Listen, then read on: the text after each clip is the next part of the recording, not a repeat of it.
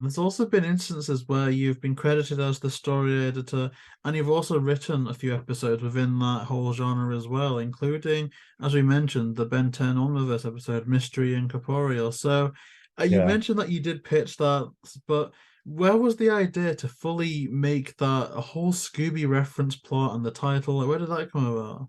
It wasn't necessarily Scooby. It was, and I know that's surprising to hear, but you know that happened. But there was also a lot of Lovecraft in there, like the Miskatonic Madness. I don't know, what was it, a smoothie? I don't remember. Um, but that one, uh, my pitch was, you we know that Gwen's going to a college somewhere in the East. What's the worst possible thing that could happen to going to a college in the Eastern US? And that would be that it's this kind of Stephen King atmospheric horror thing, or so there was Lovecraft. Scooby, we just as we were talking in the room, and I think that was probably a, I don't remember if that was a half day or a full day. There were usually either 4 or 8 hours that we would book to all sit there and talk together. Um, I think that one was 4 hours, but it was loads and loads of Scooby gags just kept finding their way into it. And, I think what prompted it was, just saying, well, should Zed be there if Kevin's there? And then, and Zed, I'm assuming, and maybe I shouldn't. Zed is the alien dog that was Kevin's sidekick in the later. Okay, you knew that.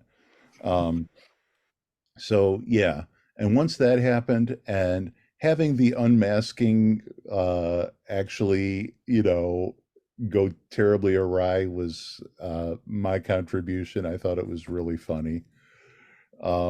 I still crack myself, and I've had friends that have alopecia, and it's like athlete's foot. It's actually kind of sad when it happens to somebody, but as something to reference and as something to blurt out as a joke, it's pretty funny.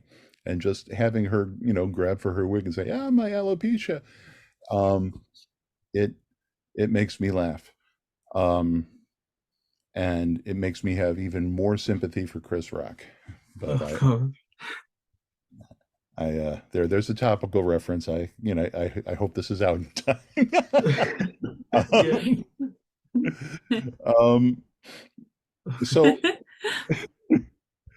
yeah, I mean, that and the Hall of Doors, you just Oh, have to yeah. do it, you know. But that was by the time we got to that, I think we might have been already thinking about the Johnny Bravo Scooby parody and what they did and what we could do that was like that, because that was pretty awesome. Um, that also is probably before you guys were born. Oh my God. Oh, You no, know what but Johnny Bravo is? Yeah. yeah, it's interesting. We've done a few. In fact, we recently did an interview with one of the storyboard artists that worked on that crossover. So it's Mhm. really interesting how they kind of had that tie-in, and it's just it does surprise me when you said that there wasn't Scooby in the forefront of the start of that story because, like you say, it's just packed with so many references. The hallway scene, and I think it's actually Kevin that starts off the whole thing by saying, "Looks like we've got a mystery on our hands," which is I so forgot that. interesting. Uh, Oh gosh. um, I'm because of the process with that one, I'm pretty sure that was my line. I had no idea that I had done that, but of course I would.